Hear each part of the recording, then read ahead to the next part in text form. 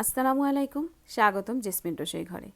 আজকে আপনাদের জন্য আরও নতুন একটি রেসিপি নিয়ে হাজির হয়ে গিয়েছি। আজকে তৈরি করে দেখাবো চিতই পিঠা। আমি চেষ্টা করব খুব সহজ করে দেখিয়ে দেওয়ার জন্য। আশা করি আপনাদের ভালো লাগবে।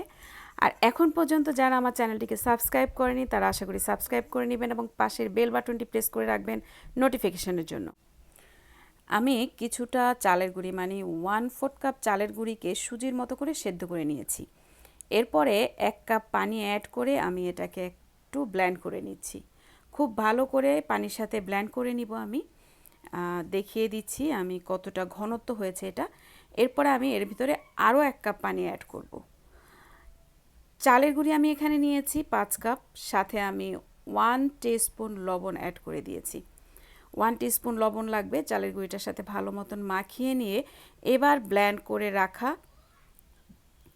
যে চালের গুঁড়িটা ছিল, সেদ্ধ চালের গুঁড়ি, সেটাকে আমি মিশিয়ে দিব।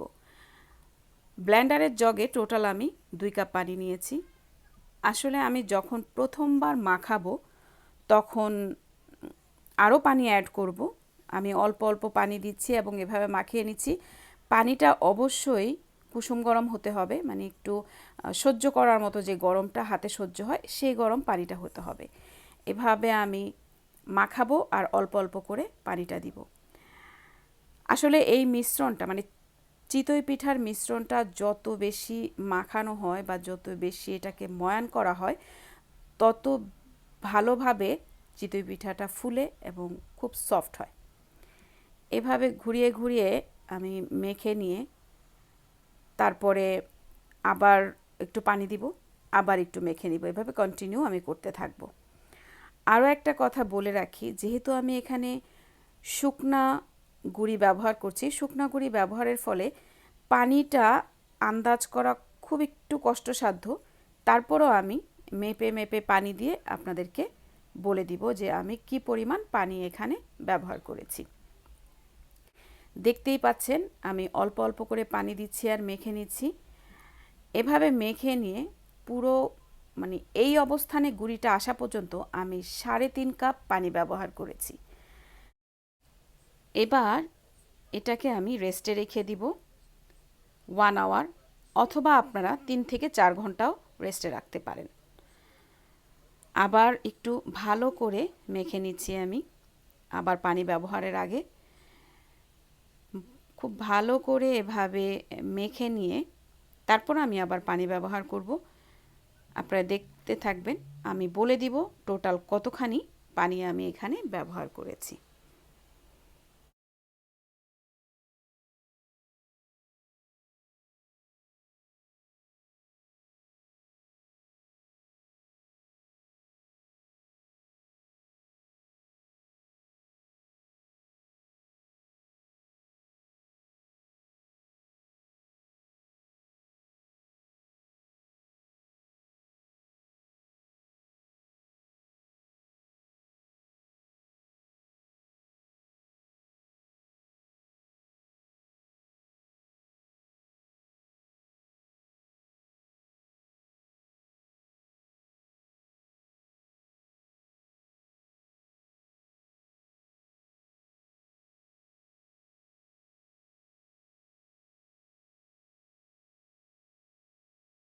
গোলাটা যখন এইরকম ঘনত্বে চলে আসবে তখন আমি একটা চামচ ব্যবহার করছি।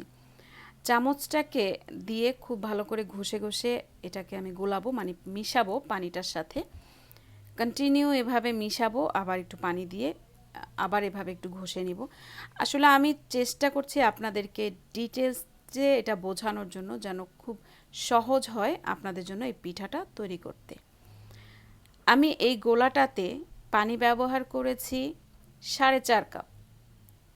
4.5 কাপ টোটাল আমার 5 কাপ গুঁড়ির মধ্যে, চালের গুঁড়ির মধ্যে 4.5 কাপ পানি আমি ব্যবহার করেছি।